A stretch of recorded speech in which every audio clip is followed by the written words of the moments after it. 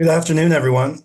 My name is Matt Helmer, and I'm the Director of Job Quality and Worker Wellbeing at the Economic Opportunities Program at the Aspen Institute. It's my pleasure to welcome you to our conversation today, Beyond 9 to 5, Good Jobs for People with Unpredictable Schedules.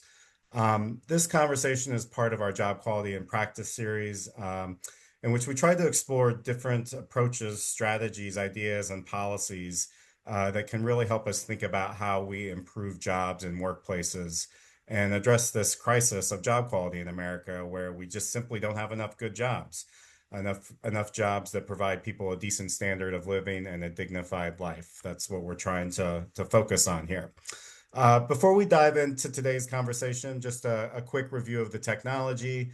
All attendees are muted.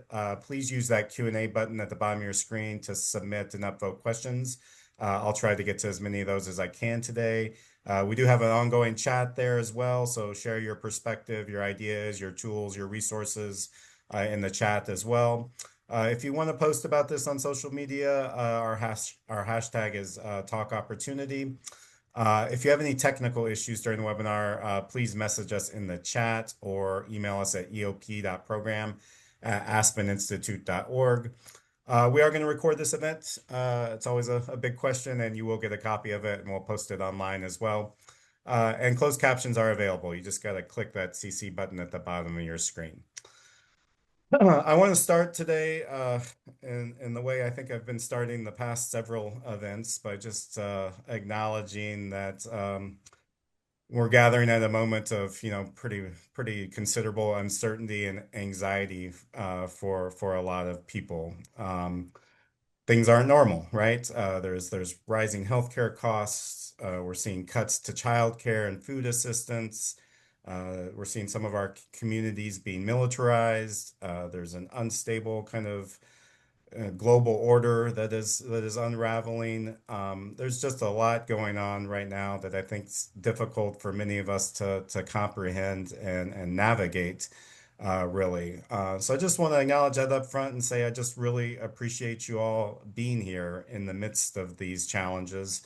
Because I know it's, like I said, it's tough to navigate and keep our heads down working and come to things like this with so much going on around us. So thanks for being here and engaging with us. All that said, this work, this effort to improve jobs and job quality and create a fairer economy, it doesn't stop, and I don't think it can wait. No matter what happens in kind of the grand scheme of things, I think creating and fighting for an inclusive economy where all workers can lead lives of dignity is really foundational and necessary to what comes next. It's never wrong to do, never the wrong time to do this work, right? People still need to eat. They still need to put a roof over their heads. They still need to clothe themselves. They still need to work, and they still need to make an income. They still need to have security and stability. And so remaining focused on that in the midst of other challenges, I think is really, really important. And that's really what we're here talking about today is how do we give more people security and stability in their lives through work? We talk a lot about the changing nature of work. More recently, like what's happening with AI and technology, what's happening with remote work and the gig economy. But today we're focusing on something a little bit more fundamental. The fact that for millions of Americans, the basic way we have structured our workday, the basic way we've had structured employment around kind of this 8-hour workday, and for many, this 9 to 5 schedule, it doesn't really work and has never really worked for a lot of people, right? So, to set the stage for this conversation, I want us to think about who we're talking about here, right? It's the single parent that's juggling childcare pickups and drop-offs. It's the parents that are maybe taking care of a child with a disability. We're thinking about people that have a chronic health condition that kind of flares up in an unpredictable way. The community college students who are, trying to finish their credential, but they're also trying to earn income to support themselves. The adults that are caring for an aging parent whose needs don't really follow a predictable schedule. The people who are already working full-time jobs and those jobs aren't enough and they need to earn more and find other ways of bringing in income. And for some, the people who don't know where they're going to sleep each night, where they're going to lay their head, and all the unpredictability that comes with that. So in this context, we're not really talking about the employers and businesses and the unpredictable schedules that often come with work.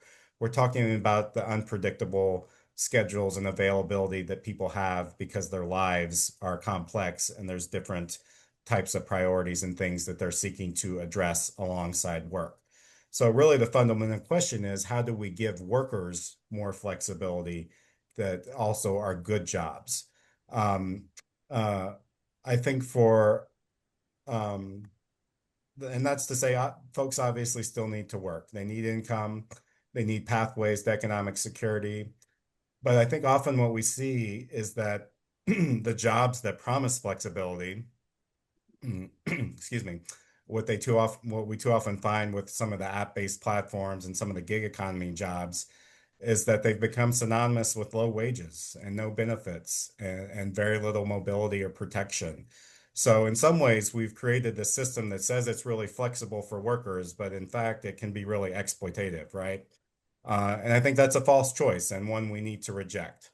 So the question our panelists are gonna discuss today is really how do we build good jobs, jobs with decent pay, stability, dignity, opportunity for advancement that can also kind of meet people where they're at and accommodate the real constraints and unpredictability that many workers face in their lives. So we have a wonderful panel today that's going to look at a range of different kind of strategies. We're probably not going to cover the all of the strategies that exist around this issue, but we're going to hit on a few, as well as some key policy areas that might be able to help us address this issue. So it's my great pleasure to welcome our panel to this conversation, and I'm going to introduce them at this point and get this conversation rolling. So we have Marcy Chong. Marcy is the State Power Director, the Gig Economy Campaign Director at Service Employees International Union. We have Min Sun Ji, who's the Executive Director of the Rocky Mountain Employee Ownership Center, as well as the Executive Director of the Drivers Cooperative in Colorado. Wingham Rowan, who's the Project Director at Beyond Jobs, and Nick Schultz, the former executive director of Pacific Gateway Workforce Investment Network, who was the operator of a pilot project that he's going to discuss today around helping support workers through the workforce system that have some of these needs for flexibility. So I'd like to start the conversation by having you all just kind of introduce yourself a little bit, your organization, and a little bit about what brings you to this discussion. So Wingham, let's start with you. Part of the reason we've assembled this conversation is based on some of the work that you did in the UK starting, I think, more than a decade ago. So talk to us about kind of the worker experiences that brought you to this issue and some of your work and experience and from the UK and reflect on that a bit as we start the discussion. Yeah, sure. Thanks, Matt. Very good to see everyone virtually. So, yeah, I led British government programs that recognized huge numbers of adults need work but can't take a regular hours job, full or part-time. And the British government wanted a systemic solution to this, and we learnt a lot on the journey. But the first point I'd like to make is we've learnt to avoid handles like gig worker and involuntary partially employed and day labor and so on. We're talking about all these people. So we invite you to look at your regional labor market at high level in two broad pools. On one side, you've got people like I suspect most of us on this call who are lucky enough to have regular availability for employment. In the other, you've got what we call people with complex lives. The people Matt was referring to have to work around all sorts of chopping and changing life circumstances. There's a real data deficit about these people. There's all sorts of different definitions. We try and pull it all together at beyondjobs.org, but it's a fascinating, deeply timely issue to be looking at in all the uncertainty that Matt is talking about for multiple reasons. Thanks, William. Marcy, let's go to you next. Please just introduce yourself and talk about your role at SEIU and why you think this conversation is an important one and even an urgent one, kind of in the context of a lot of the AI and technological change that we're seeing. Yeah, thanks, Matt. So I'm Marcy Chong, and I work for the over 2 million members of the Service Employees International Union, SEIU, where I've held many different roles over the past 25 plus years. And my role with the union is changing again right now as we are making some changes to our work precisely to meet this moment that you're talking about, Matt. Um, so I just want to also point out that I work for our members and for our elected leaders who they elect. So everything I'm sharing today is from my personal perspective, and I'm not speaking on their behalf. But it won't surprise you maybe to hear that when you are asking about the solutions, my answer to most questions is going to be the union to a lot of the issues you're raising. And I do feel that the conversation is urgent because of the pace of the AI-driven technological change. But fundamentally, there's not a lot new there when we think about it from the union perspective. So just, basic level, over time, the role of the union is to make it possible for workers to unite and build power and raise standards so the economy works for workers. And then over time, corporations find ways to undermine that. They find the ways, they seek to weaken our power. They seek to exclude workers from whatever areas of work where we have managed to raise standards. And then they seek to grow the new employment and the new business outside of the boundaries of where we've created standards and protections for workers. And so that is what's happening. This is, AI and technology is just the current weapon in that ongoing fight. And so the job of the union just continues to be to build power for workers, to raise standards, but it's not enough to do that. That in itself is a losing game. And SEIU has always been about including workers who have been excluded from whatever the standards and protections are, and then to expand the boundaries of what work is seen as valuable and worthy of being good jobs. And so when we say there's a shortage of good jobs, that's kind of like that's not the way we talk about it, because there's no reason that any job can't be a good job. And the types of jobs that people refer to as historically having been good jobs were not necessarily good jobs. There was nothing inherent about, mining or manufacturing or steelworking or, any of those things. There was nothing inherent about them that was good jobs. Those were not good jobs until people organized. So just, this question of what is, valuable or worthy of being a good job is exactly where we should be asking the most questions and creating, our definitions. That if there's something inherent about a business model that requires it to be a bad job, that is a broken business model. That's a failing business.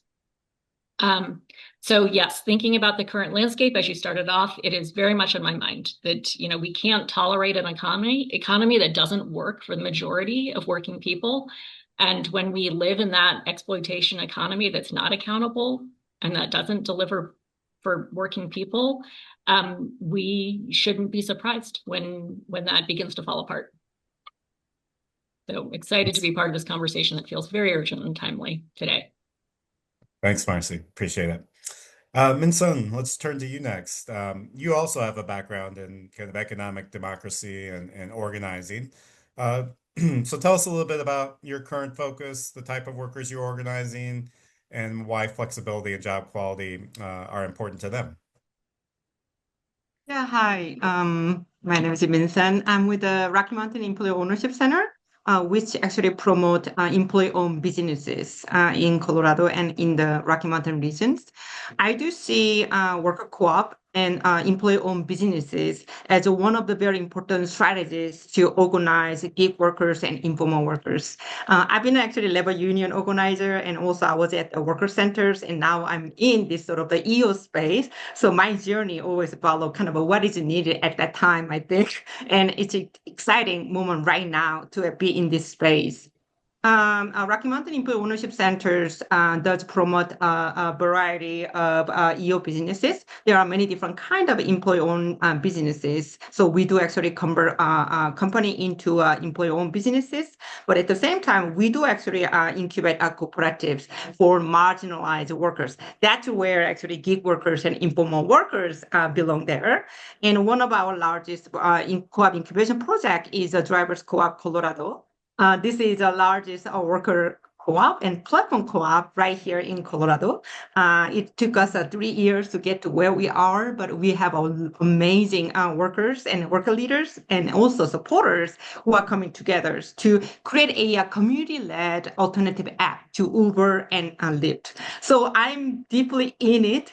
Experiencing all the trial and errors, but we actually launched our app in July 2025, and it's going pretty well. And we are actually one of the big conference transportation office provider in February. So we are preparing for hosting 60,000 people coming to Denver for this conference. So yeah, it's been a really a journey to really think about how we can actually organize gig workers, right? And rideshare drivers, as you know, are one of the most vulnerable and flexible workers too. But I think there are a lot of sort of worker exploitations that come with it. Obviously, everybody's jumping because of the flexible nature of work, but actually workers are not getting paid enough. They actually get paid less than minimum wage after excluding all the maintenance fee and whatnot. So Drivers Co-op Colorado seek to provide higher wages to workers by providing them with 80% of the fare trip. So for examples, from our downtown to DIA, maybe with other global companies, our drivers will get about $13 or $50 fare, but our driver members get $40. This is a very, very different scenario and story that we are sharing with others. That's why we have about 1,300 members plus 2,000 members onboarding right now. But again, I think it took, there's a sort of a sense that, well, we cannot control algorithm, we cannot control platform, but this is one small way that we do it here at the local level, and hopefully we can share our experience with the other cities, and so that we can actually create the federation of all these rideshare drivers coming together in partnership with the labor unions as well. Thanks, Vincent. We'll come back to the Drivers Cooperative and some of the other cooperatives you're organizing here in a bit. Nick, you've been on kind of the front lines as part of the workforce development system and kind of seeing the challenges that unemployed and underemployed people face. Talk to us a little bit about your background and your previous role in the workforce system, and kind of what drew you into thinking about these issues of worker flexibility and how we could be innovative in responding to that. Yeah, and just a little bit about my background first. So 30 plus years in local workforce and economic development, across New York, Pennsylvania, California. And what really started me on this journey was economic contraction and economic loss and the associated churn in the labor market related to that. And when I started to take a look at recovering from that loss for the Long Beach community, and it was a huge manufacturer, well-known manufacturer, who lost a tier one military contract. So the thousands at the production plant and the supply chain for that industry giant was severely impacted. And when I thought about building back from an inclusive economic development standpoint, I realized there was a big part of our labor market and labor force who just weren't in the conversation at all. And it was the contingent worker. And when this discussion started for us in earnest around 2016, I think they made up about less than 25% of the labor market. And I think we're pushing on 40% nowadays. And these are people who are skilled. They're skilled labor.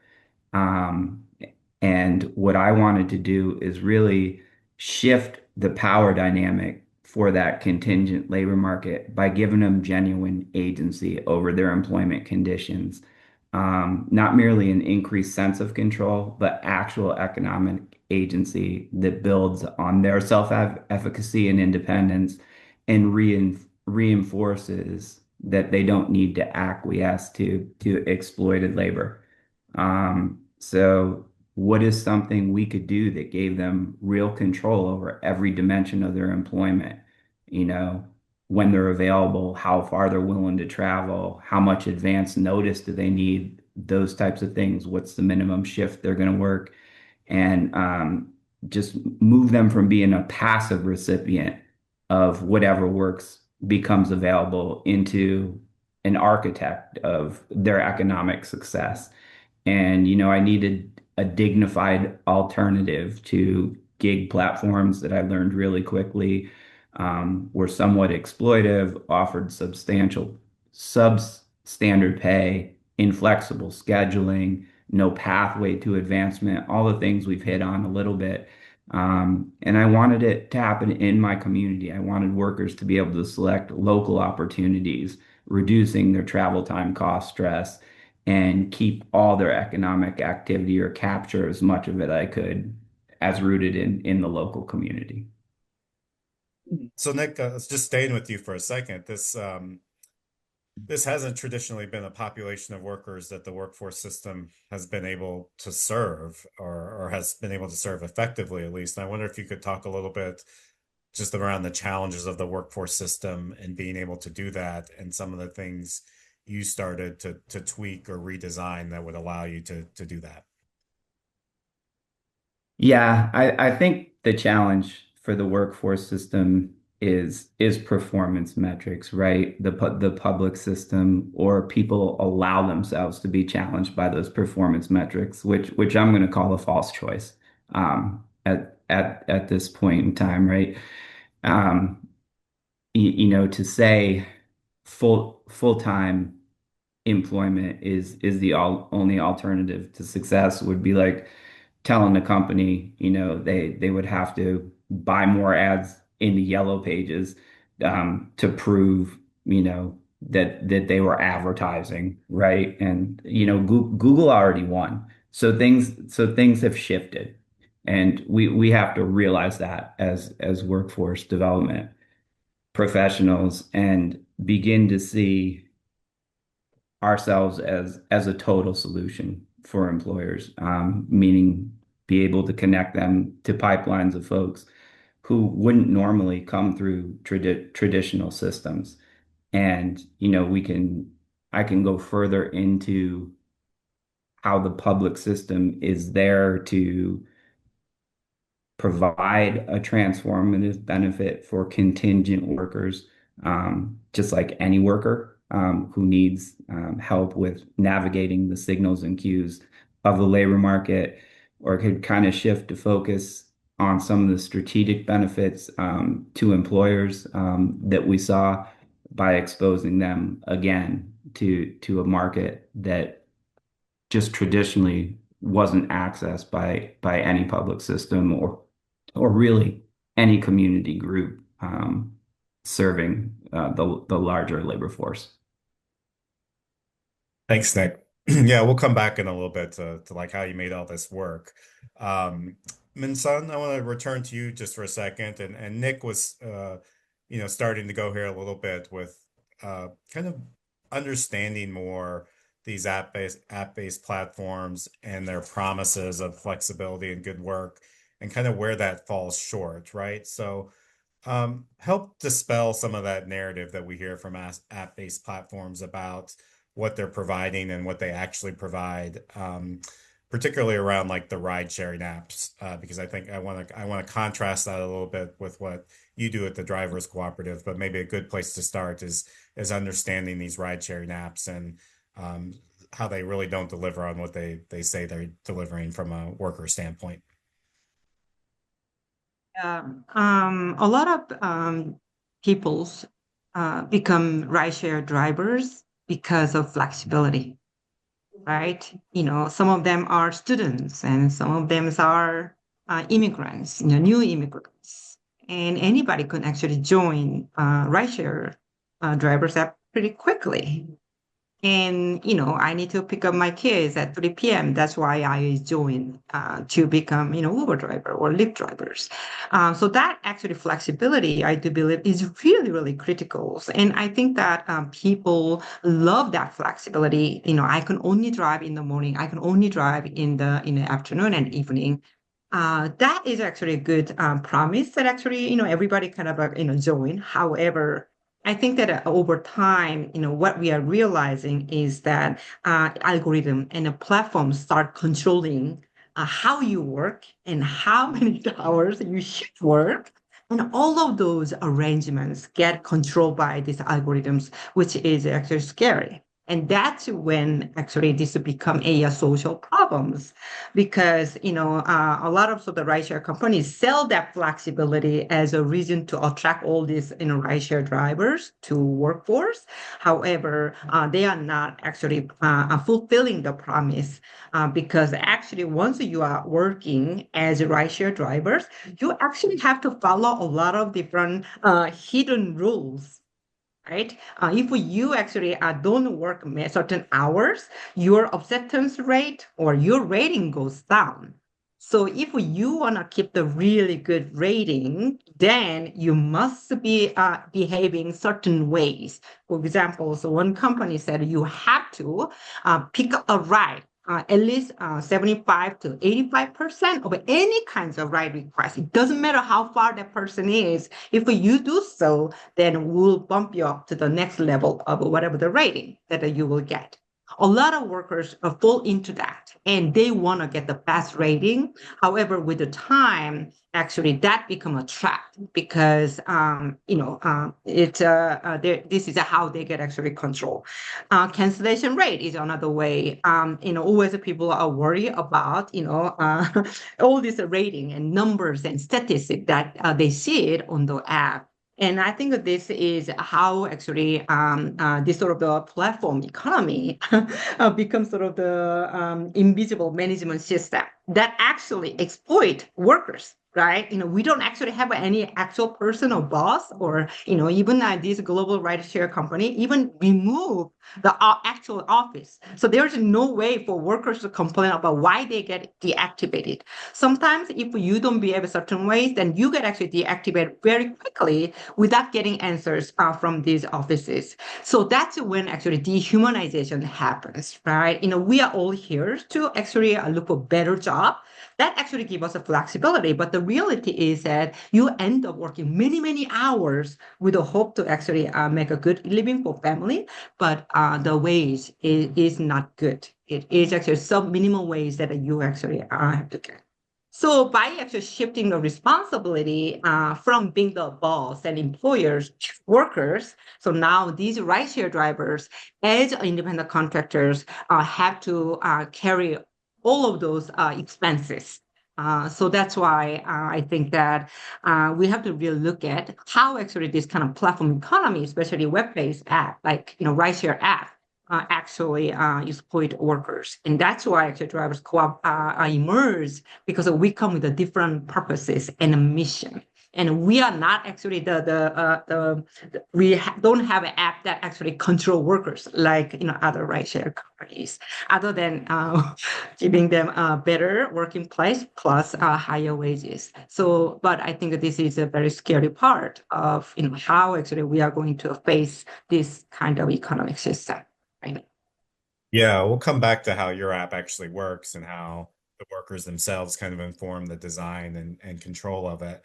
Uh, Wingham, I know you've also kind of thought a lot about the dangers and risks to workers that come from leaving this part of our economy, this part of our labor market, up to Silicon Valley or the private market at large. And I wonder if you want to build a little bit on what Minsun was talking about, kind of more Yeah, broadly as to some yeah, of those dangers. Yeah. very much. So these companies are profoundly unpleasant. I'm totally with Minsun, and in awe of you taking them on so directly. So the question we like to ask is, where's the alternative infrastructure? So think of the public employment system. If I'm in this pool of people lucky enough to have regular availability for work and I want a better job, I can go to the job centre. It's an alternative to the commercial staffing agencies because they don't take me seriously if I'm blue collar. If I want to look for a job online, every state workforce agency provides an all sectors job matching platform across their state. Direct competition with Indeed.com and Monster.com, but much better for me as the worker. I have a complex life. There is no public labour market infrastructure for me. As Matt says, I'm just thrown at the mercy of these Silicon Valley apps. And DoorDash don't need a healthy labour market. DoorDash need pizzas delivered as quickly and cheaply as possible. So why did anyone ever expect a healthy labour market to emerge from these aggressive, vulnerable, venture capital dependent startups? They're all cutting each other's throats to try and get to the critical mass that gets them the next wave of investment. So what the key point, and I work a lot with technologists, and as we developed the British platform working with British workers, and then we developed the American platform working with Nick and workers in other parts of the US. And these technologies that power platforms can do so much that is good for the workers. It's astonishing what can be possible if, instead of asking, how do I get pizzas delivered as cheaply and quickly as possible, you ask, I run the regional labour market. This is what Nick asked when we started working with him. I'm responsible for the local labour market and economic growth. I want people progressing. I want people moving onwards and upwards. I want people getting as many hours as they can do. I want them in control. I want pathways into full-time. I want all the data that will allow skills to be aligned and so on. Platform technologies can do all this. You've just got to start with a completely different starting point from the way Silicon Valley does. It's the gulf between what is possible and what is commercially dominant at the moment is breathtaking. Swing. Yeah, we'll come back to you in a bit too, kind of around like what is the role of government in this space, and how does your platform actually work? What does that look like? Marcy, I think before we start really talking about how we address some of these challenges and some of the ideas that you all have around that, this similar to like this part of the workforce hasn't been a big focus of the workforce development system. It also hasn't been a part of the workforce that has traditionally been a big focus, I think, of labor unions. And part of that is because it's been a difficult part of the workforce to organize. So I wonder if you could talk a little bit about the challenges of organizing these type of workers, both from kind of a legal and public policy matter, because I think that'll point to some solutions, but also just from a practical matter of implementation. Yeah, so I'm thoroughly excited about the solutions that my fellow panelists here have been talking about. And this is actually a part of the work that I have a lot of hope and excitement about. And that's partly just because the history of SEIU has been from the beginning in organizing low-wage workers who are excluded. So, anytime you look at a growing piece of our economy and say, oh, these people, there hasn't been a way to organize them or an effort to organize, that's exactly where we should focus.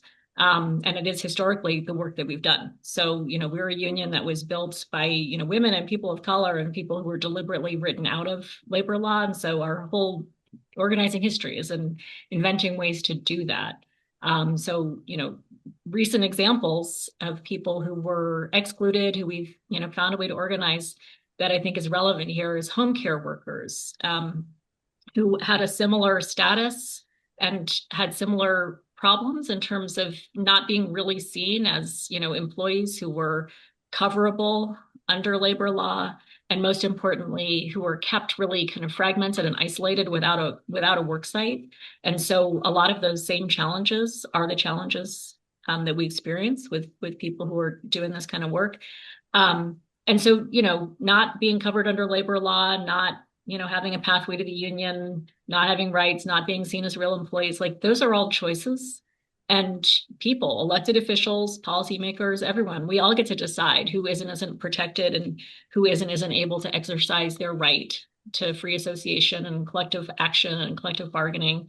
And so those are all the things that can change. And, so when you talk about the kind of legal and policy level changes, this question of not even being recognized as a worker is pretty fundamental. But I'll just point out that some of the most exciting work that I'm engaged in right now is our organizing in 4 states right now to make it possible for rideshare drivers to actually organize a union and collectively bargain under state law. And so it's kind of an ironic moment because the fact that the drivers are not recognized as employees and are not covered by the National Labor Relations Act, the federal law, that's actually what makes it possible to construct a state level framework. So in some states where we are pursuing that strategy, Massachusetts, California, Illinois, and Minnesota are the states where that's active. So, those are challenges. And in some states, we're able to, develop a whole new structure to try to take that on for all of the reasons that Minson was describing. But then just on the practical level, the challenges are familiar also because it's really at the core of, what makes it possible to organize any workforce. Step 1, workers need to be able to communicate with each other in order to build power and raise standards. And the biggest challenge in this kind of organizing is that workers don't have a way to even find each other to communicate. And the union does not have a way to communicate on scale. And so that really is the first and biggest practical challenge. So many of our kind of creative organizing drives all start with, how do you just set up a channel to communicate? And so many workers, rideshare drivers especially, want the union. And the moment you can find a way to communicate that question, ask the question, the answer is yes. And the platform technologies just really drive that imbalance, where the company can communicate directly with every worker on the platform in order to do all of that kind of coercive management stuff that Minson was talking about. But individual workers have no way to find each other to interact or communicate. And people get very creative, but that is the biggest problem, honestly, that we have to solve. And organizing in this space is actually challenging us as a union to learn and develop new ways to find and communicate across fragmented, isolated work sites. And so that's really important for us to develop those tools and those channels of communication, both for this organizing purpose, but just, this is what drives power for all of our members to be able to have that collective action and collective communication. Yeah. Well, I know another direction that you all have, the unions and you all have been thinking about is kind of the staffing model agency. I think for some of the workers we're talking about today, that can be a place where they end up kind of looking for a short-term job or something that is part-time. But there's all sorts of similar issues with staffing model agencies too, right? In terms of how they treat workers and workers kind of getting their fair share, right? But I think we're starting to see that, unions have thought about how can we own and control staffing models and platforms. And I think you've piloted that in different places. So could you talk a little bit about kind of unions going in that direction and kind of what that's looked like and the results you've seen? Yeah, so I've had a range of experiences going back quite a long time in the union, even before our current models in this area.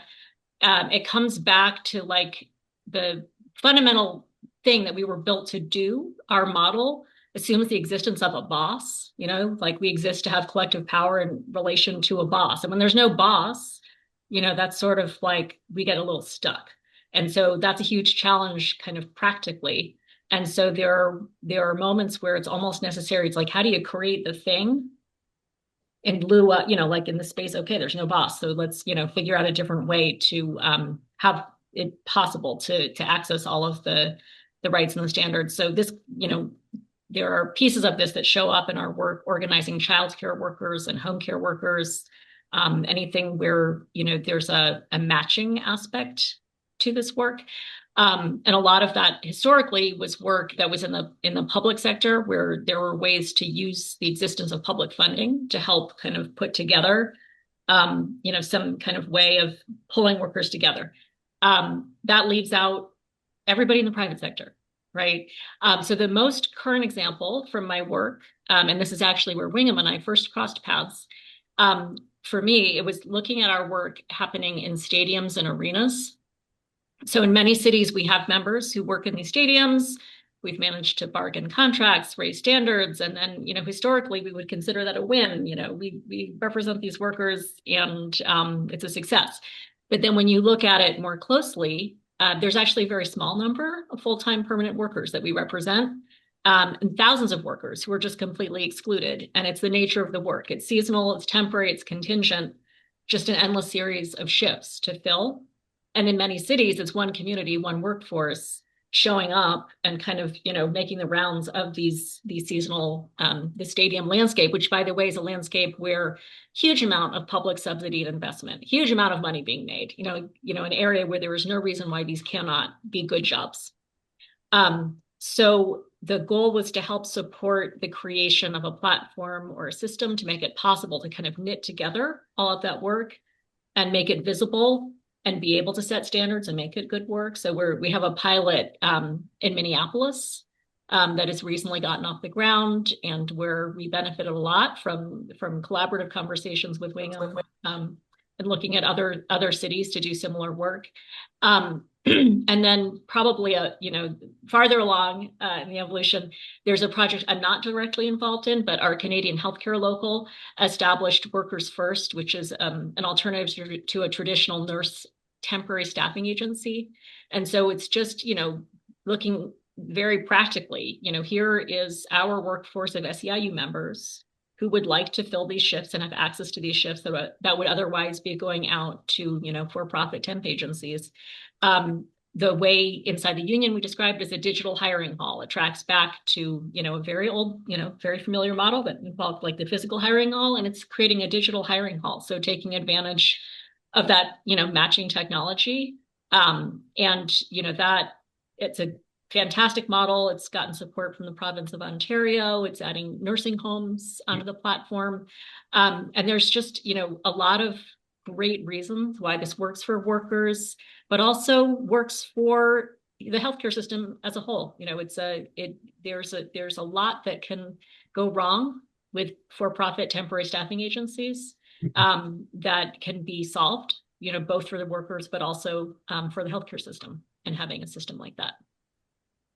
Is that a model in Canada that they've scaled? Do you see opportunities to kind of scale that at a state or national level? Yeah, I mean, I think it's growing, and you can see a lot of reasons why it can and should outcompete the for-profit staffing agency model.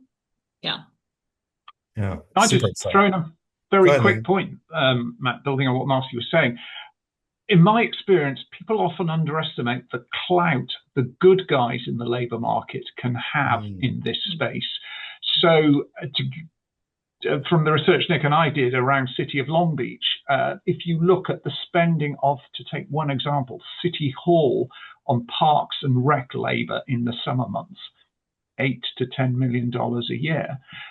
You look at the childcare, you go out to look at the stadiums, we mentioned convention centres and so on. It's a huge spend on flexible labour by what I'm loosely calling the good guys, the educators coming through the unions, the people who really care about workers, who just want a balanced labour market rather than how do I just get these people to be cogs in my machine. And what I find disheartening, and we talk to an awful lot of cities and states around the US, is there's often no strategic view for this part of their procurement. They will think very carefully. They'll get a big infrastructure project and they'll think about how to create all these quality jobs, the robotics engineers, the architects, the city planners. And then we come along and say, well, what about the people who are going to drive the shuttle buses, the security guards, the receptionists, the landscaping crews, and so on? Oh, well, we just outsourced it to a temp agency because they were cheap. So if there's one takeaway I'd like to offer the kind of economic development folk on this call, it's you have enormous clout to move the dial here if you can get the right people around the table, and Nick and I are veterans in this process. I'm not suggesting it's easy, but it is informative, and you can begin to glimpse the possibilities for any region that says, actually, I don't want Silicon Valley colonizing this part of my labor market and my local economy. It's our job to run a healthy regional labor market for all types of hour-by-hour labor. We want to do it with the unions. We want the educators involved. We want these metrics. We're going to release this data, and so on. So just really don't feel like you're kind of passively on the outside looking at this unconquerable Silicon Valley machine. It's got a very weak underbelly because they have to spend massively to get their markets to critical mass. Uber, Minton will know the figures better than I, but Uber were at one point subsidizing the cost of rides in every new city they went into by 66% or so. That's how they kill off the competition and get to critical mass. In the public sector and the unions, you don't need to do that. You have access to this quality demand for flexible labor. Yeah.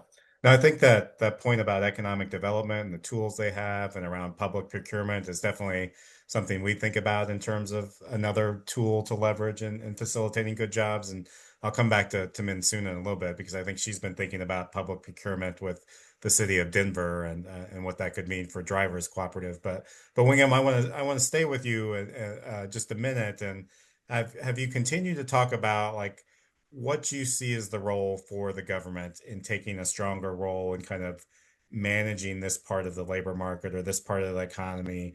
And tell us more about the platform that you've developed and kind of what that looks like and how you've piloted it and what you've kind of learned from that pilot.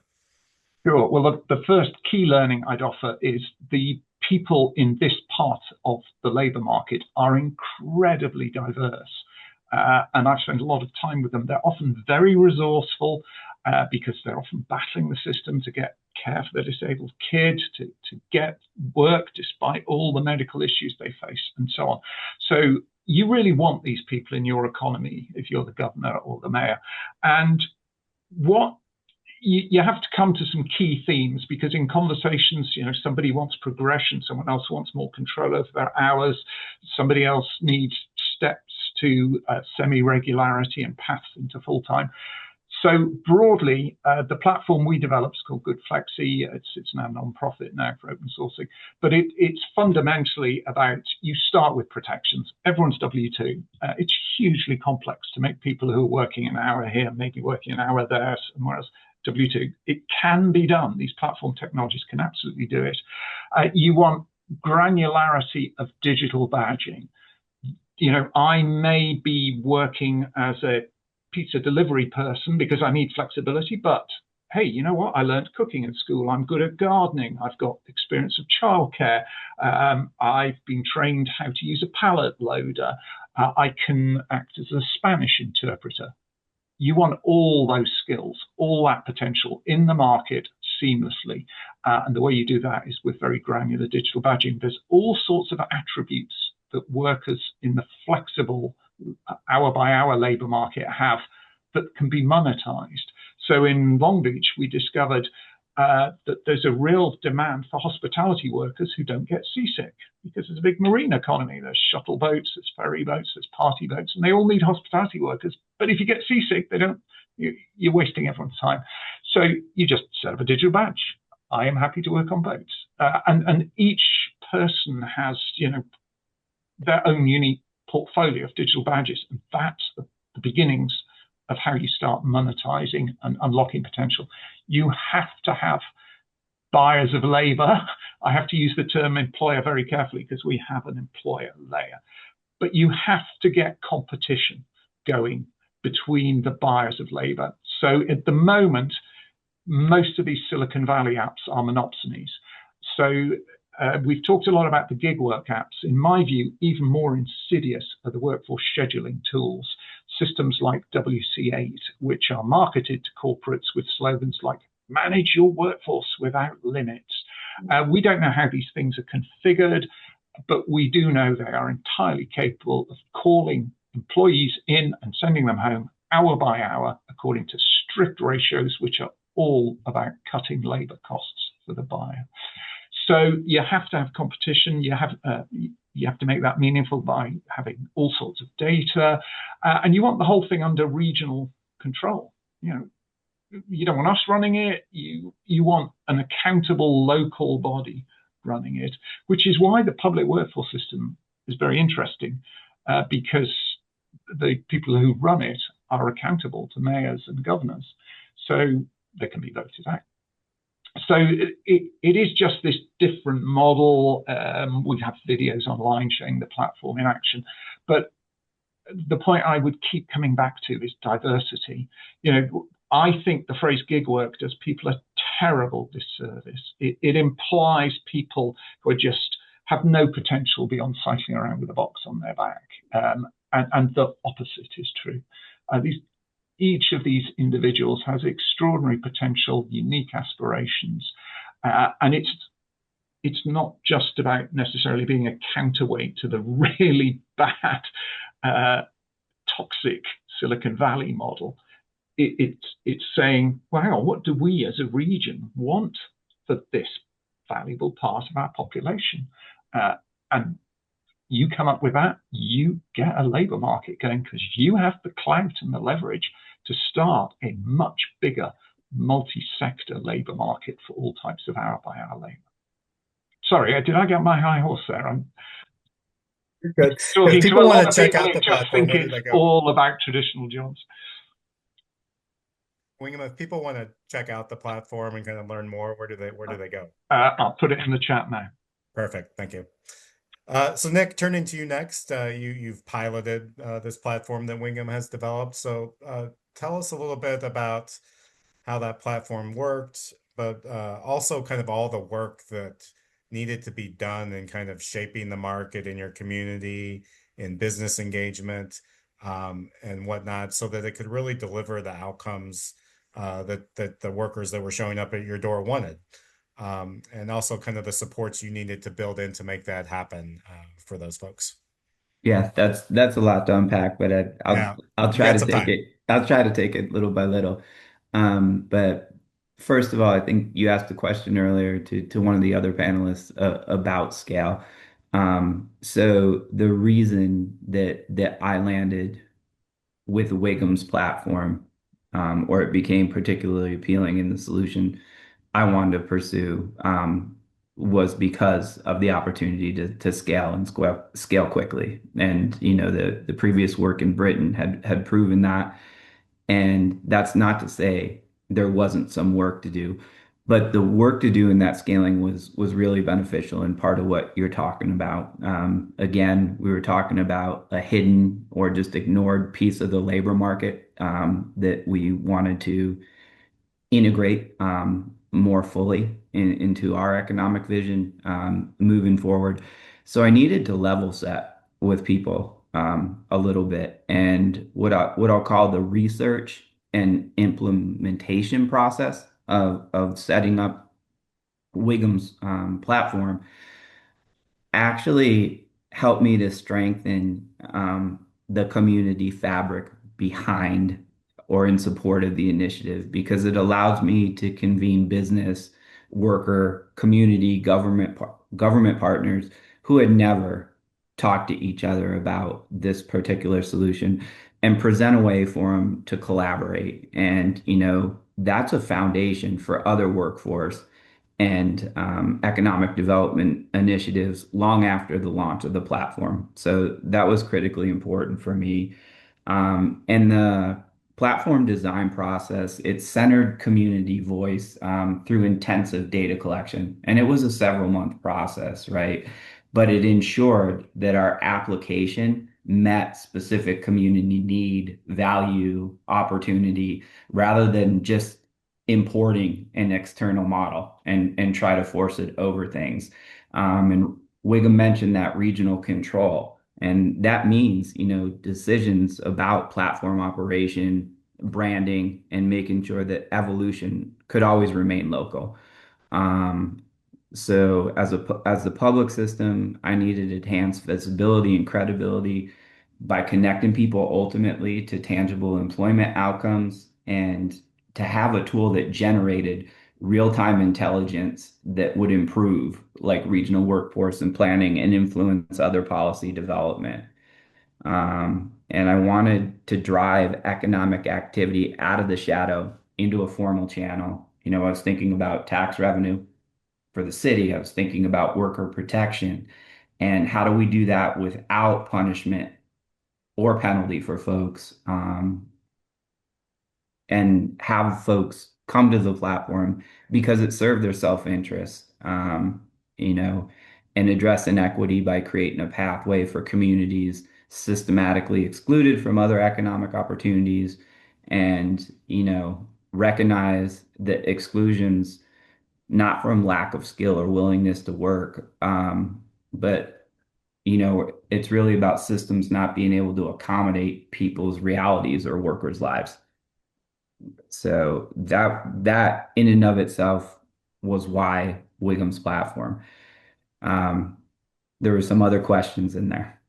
Yeah, well, I'm sure one question is just like, what does business employer engagement look like in terms of getting them to buy into this tool, and how do you push on them to ensure that they're kind of holding up their end of the bargain when it comes to, providing a quality opportunity to the workers that you're serving?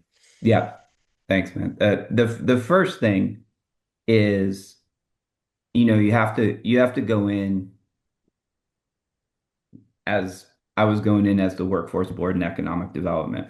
And I was going into a group of employers who would look me in the face and say, "You've never done anything for me to this point in time. What are we talking about that's different?" And what I had to be able to tell them was it was traditional processes that were failing at this point in time, not the system's desire to serve them, and that once we stopped assuming people's availability for a standard 40-hour work week or 8 to 5, we were tapping into a whole new market. And once they started to gain some visibility into that pool and who those skilled workers were, the conversation was a little easier. Wiggum talked about digital badging, and there's a lot of transparency about available skills, aspirations when you're able to do that, and it enables a more strategic conversation around planning and development for that specific talent pipeline. So these are some of the things we were talking about with the employers. But the big effort really was having them sit down and say, okay, what are we missing out on? How do we calculate that into an available spend and horizontally rather than vertically across sectors in all those employer conversations? How do we aggregate that into one sum that drives a marketplace? And in a place like the LA Basin, what number ended up being $20 million of aggregate annual spend is going to make sure both supply and demand reach equilibrium when you launch the platform. That's a lot of work. Fortunately, one of our funders paid for a manual, which Wiggum and I created to guide people through that. At this point, Wiggum usually holds up the manual. There we go. But you're in for changing some perceptions of the public system. You're in for representing talent and skill that nobody knows or nobody's seen, and you're in for this slog of forcing people to think about their business model, their spend, their missed opportunity in the aggregate and combining it across other folks who may be competitors and generating an opportunity for people to take advantage of that spend, not only to work, but to support themselves and their family and see an opportunity for further progression. Thanks, Nick. There's just a lot of wisdom in there and a lot of strategy, I think, that goes into this beyond just kind of flipping the switch on the platform, right? That's helpful to understand. Um, Minsun, I want to come back to you. So we've been spending a little bit of time with Wingham and Nick thinking about kind of the role of the government in kind of shaping this part of the labor market or these sectors. And as we've discussed earlier, another alternative is to think about workers themselves actually owning businesses as part of a way of shaping these industries and sectors. So talk to us a little bit more about the drivers cooperative or other cooperatives that you're organizing. I know you're doing some work in home care as well as in mushroom growing, and how those models, um, how the voices of workers really drive those models in a way that is different from Silicon Valley or the private sector, so that this true need around like worker flexibility and job quality kind of gets met. Yeah, so my organization, Rocky Mountain Employee Ownership Centers, has a few large cooperative incubation project for gig workers. One is a drivers co-op. I talked to you about how long it took to launch the cooperative with thousands of workers, and it took us actually 3 years to actually launch it. And you talk about sort of the role of the government, and this is how actually a non-profit organizations, community organizations step up to support these gig workers, right? So that's one factor why we actually are still here in this space, because there was a supporting organization, civil society organization that actually support these rideshare drivers. That also apply to mushroom workers. These are the immigrants from Guatemala who lost job. We used to actually have largest commercial mushroom farm in Alamosa in rural Colorado, and they lost a job. So the idea came from workers that we love to continue to grow mushrooms. That's how actually we start in also supporting them, right? With a goal that this will grow to include hundreds of the immigrant workforce in rural Colorado. So that's going really well. And the third is actually the home care cooperatives. There are about like 26 home care cooperatives in the United States, which is emerging rapidly, which is exciting right now. Colorado we just didn't have it, and that's how we just said, hey, let's do it. But when we actually organize this home care co-op workers, then let's do it with partnership with the labor union. That's when we actually build a partnership with the SCIU 105, local 105 here in Colorado. So that's going really well. So we are actually experimenting many different kinds of worker co-op based on the nature of work, right? Again, with the rideshare drivers, we actually have another labor organizations that already exist with, another labor union. So we encourage our workers to join their labor unions, right? So we are really trying to create that sort of solidarity. It's been very a challenge. I think, as you know, using a kind of platform, we actually start with that sort of the grand ideas that we as a rideshare workers will own the platform. But the question is how we're going to own that platform, because of the only difference between the Uber and Lyft and us is that we are a community groups, and the other one with lots of capitals. So I think that idea evolved over time, and we tried a couple of different one app before a second app that was launched in July, and that second app that we actually launched is working really well. Why? Because we actually built a partnership with already well-known technology company in Singapore. And that partnership was critical. So I think, that's why we've been learning that, of course, we have a big grand dream of owning the platform sometime in the future, maybe with other cities, maybe when we could actually come together and create a federation or not, then maybe we can think about that. But right now, we got to think about what are we doing right now here in Colorado. And this app really, really works so well that I think that a lot of general public said, hey, this, use a locally owned rideshare app. So that's kind of the situations that we are in here. So I think that if you want to really create a platform cooperative, and I think, Marcy, you also talk about the challenge, right? It is a really challenge that rideshare drivers, a lot of key workers work in isolation. So the question is, how are we going to actually bring these platform workers into community organization, into the community again? And that is actually what is a unique thing about the drivers co-op. Actually, I have this meeting right now. We have a board meeting happening right now next door, and drivers are sitting together to talk about, all these affairs and, financial stuff. Because the workers feel that they feel very different. They actually tell me that, they feel very different because number one, actually there is a space where we can come to talk about stuff.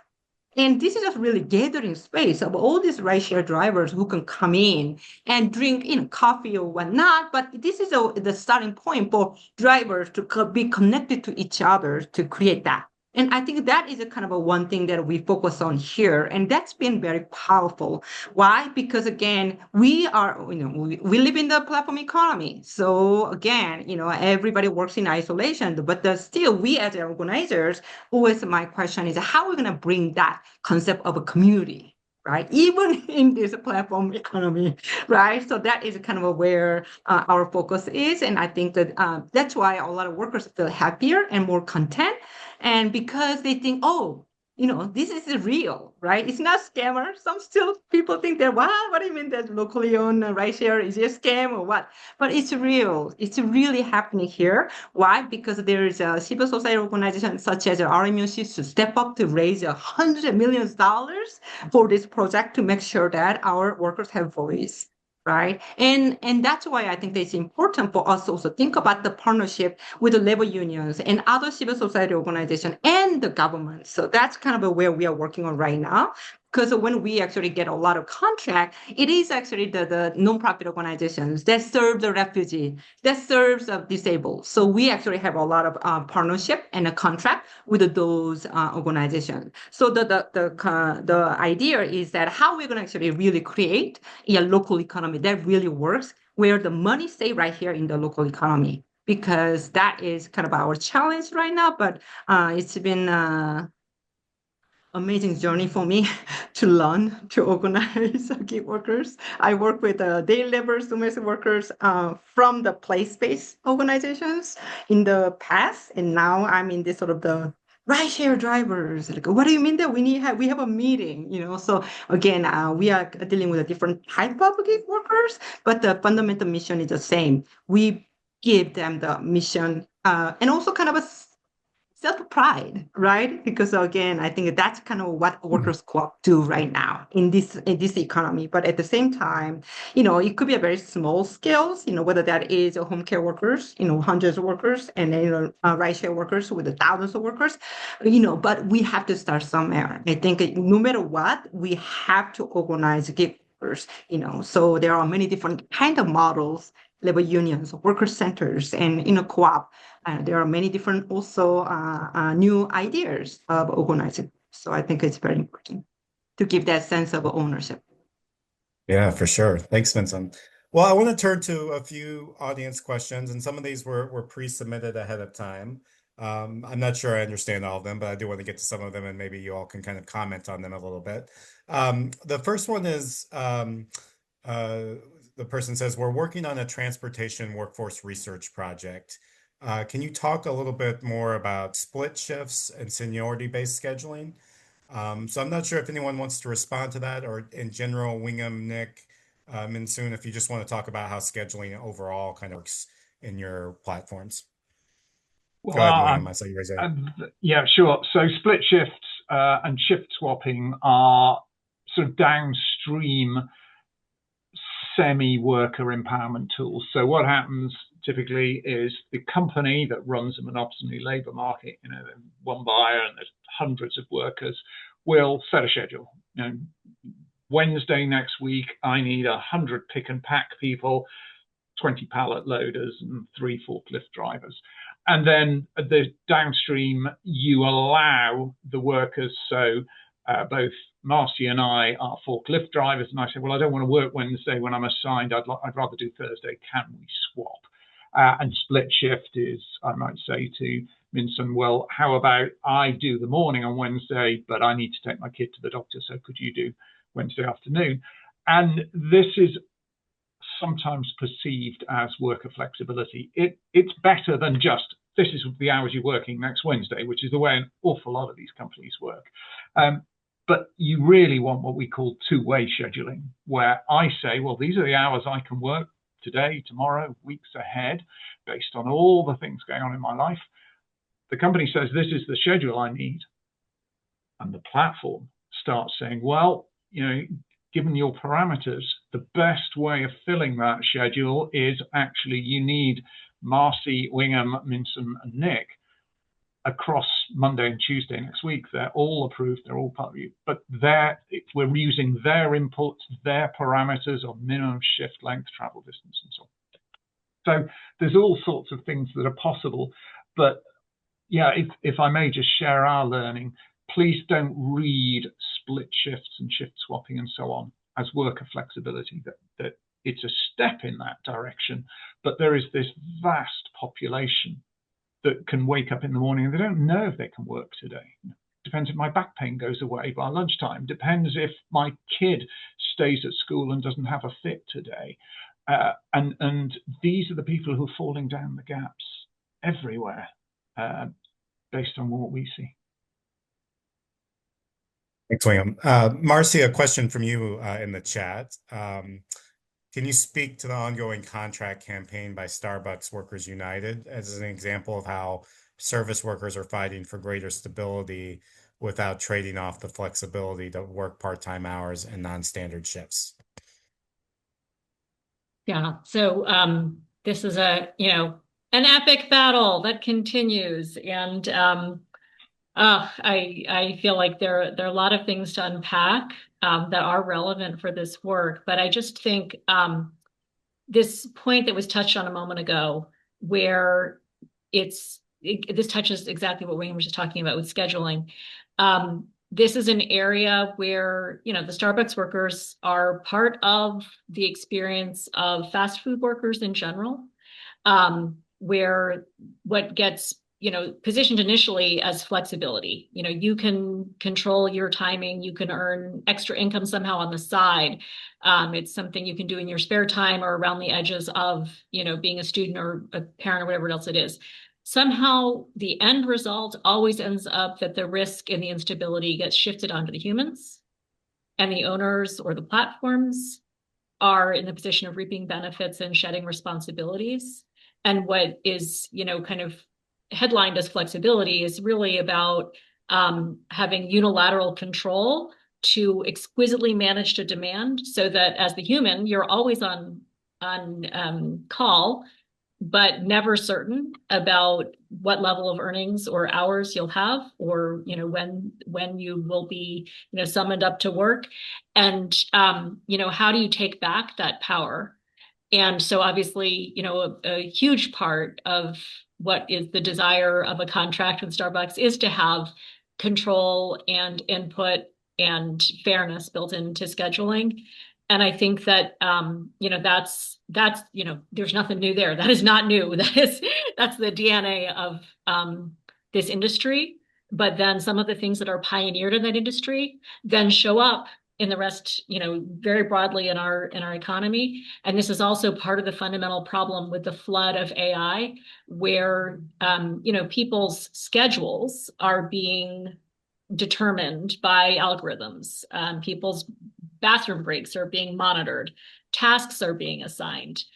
So it's not even just about, the scheduling in terms of when do you work, but it's about, that level of management and control.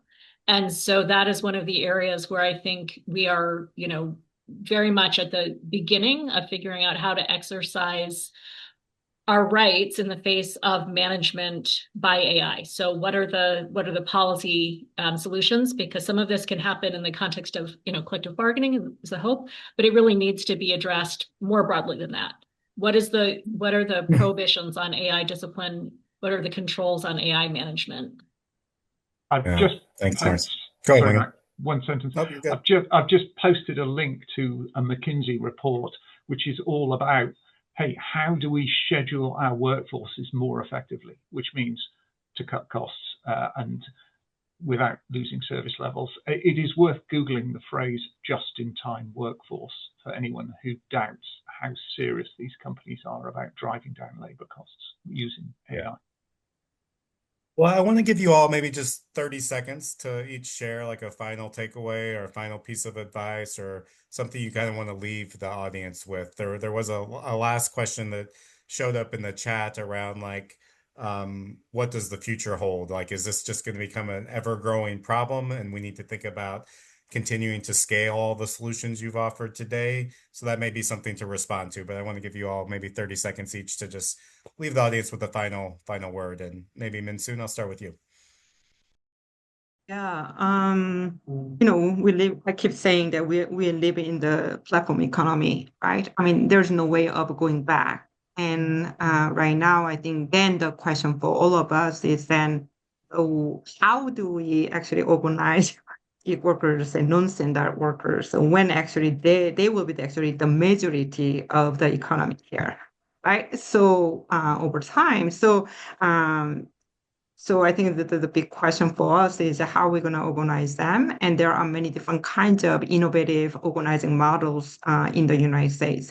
And my commitment on the personal level is to organize more workers, more gig workers and informal workers. And it doesn't matter what kinds of organizing models. I think the workers have to be organized. And, whether that is a co-op, whether that is a union, whether that is. So I think that will be, my commitments to where the economy is going right now.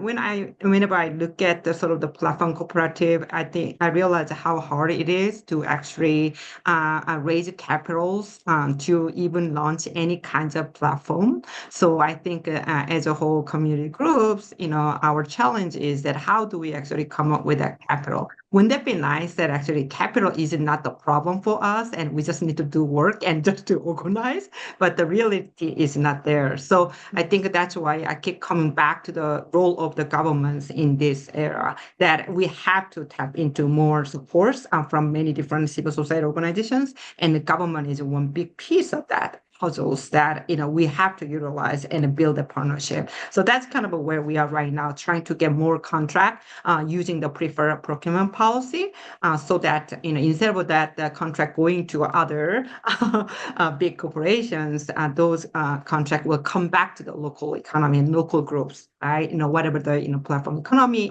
each group use. I think that will be one strategy. So we are working really hard to organize the workers on the ground, but at the same time, we work really hard to create a new kind of policy, because that policy will really help us to stay here for the long run. Thanks, Minsoon. Nick, final word from you? Yeah, I think just to kind of tie together some things, so and talk specifically about our experience or my experience in Long Beach. So the capital needed to establish a platform. Wigham's platform's been established, and it does some of the things we're talking about. It does level the playing field. It allows local businesses to compete for talent while allowing workers to maintain their flexibility. It provides a benefit to small and medium-sized employers who might make the wrong decision or a decision that further penalizes themselves or workers by getting hooked up with the wrong platform or algorithm. And then it really produces results for the worker. And I want to talk about a little bit about our pilot, that we were able to demonstrate both viability and impact, right? We had 928 contingent workers who participated around 100 employers. We generated $12.4 million of unsubsidized W-2 employment with full benefit and protection over the course of the year. Workers used the platform an average of 18 to 20 hours per week. They earned an average of $27.74 an hour. Travel distance from home to work averaged just 6.7 miles. And think about that in the Los Angeles area, we kept economic activity local, reduce worker costs, and there's an environmental impact associated with that as well that I can't quantify at this point. People got an average of 60 hours notice for shift opportunity allowing them to plan effectively around their other life responsibilities. And the average worker is 37 years old, and that reflects the platform's appeal to workers in prime earning years who face the situation of having a complex life. Thanks. Marcy, a last word from you. Yeah, I was just reflecting on how exciting so many of these examples are, and the fact that examples we drew on, like California, Massachusetts, Illinois, Minnesota, Canada were the places I mentioned, that doesn't feel possibly as useful or accessible to a lot of the country, right, for obvious reasons. So I really wanted to think about policy solutions that are like more widely and immediately, like have some potential to be almost anywhere. And so just going back to something that Minsun talked about that I just find so important is just anything that makes it possible for workers to find and communicate with each other, because that's really step one of being able to exercise any of these rights or build power. And that can be something in terms of thinking about, is there what is the digital break room? What is the digital billboard? What is the thing that for people to be able to exercise their basic rights needs to be provided? Who could argue against that? But then in terms of her example of, having a break room where people are, physically present, in Minneapolis, a small recent victory was getting heated bathrooms for drivers in the airport waiting lot, and we're fighting for a dignified place for them to pray. But, even these jobs that are incredibly fragmented and isolated and where there's no work site, there are still, humans with physical needs, and meeting those needs also creates some way for people to find each other and communicate. Support for cooperatives, I can't, say enough about that. There are ways through tax policy and preferences for cooperatives when it comes to spending public dollars that are both great for workers and for unions, but also really rational and, in the interests of states who are trying to look at their state budgets. So the Colorado home care example is a great example of that, where it's not great for the state to have thousands of small unaccountable home care agencies. And so we have great hopes that this home care cooperative agency will outcompete and continue to grow. And then as Wingham described and Nick's great wrap up of the results there, that we really should hold any public sector dollars accountable toward looking for the non-exploitation versions of the platforms to fill their own temporary work, and that is a good government, good finance, good fiduciary duty thing to do. And those seem like things that really should be possible to do almost anywhere. And I think the other thing that should be possible almost anywhere when it comes to the flood of AI and AV is not treating it as inevitable. And so in our policy realms, asking the questions about who will be impacted, who will benefit, not to stand in the way of technology or the future, but to just, hold as a principle that technology should exist to benefit humans, and that does not happen automatically. Yeah. Thanks, Marcy. Wingham, I'll give you the last word. Very briefly, thanks, Matt. So 2026 could be a really pivotal year for all the issues we've just been discussing, because as of 1st of January 2027, each state government has to put a system in place to monitor these restrictive new work requirements. If you qualify for SNAP, Medicaid, TANF, you may well find, come 1st of January, you have to prove you are doing at least 80 hours of, quote, work-related activity a month. And that is not a full-time job. It may be a part-time job, but for a lot of people, it is going to be the kind of work we're talking about. It's a few hours from here, a few hours from there, and so on. Personally, I find it offensive that state governments would spend on surveilling this already vulnerable workforce to say, hey, we're just throwing you at the mercy of these apps and the shadow economy, go off and do their labor. And then you've got to produce paperwork to show you're doing it to get basic healthcare and so on.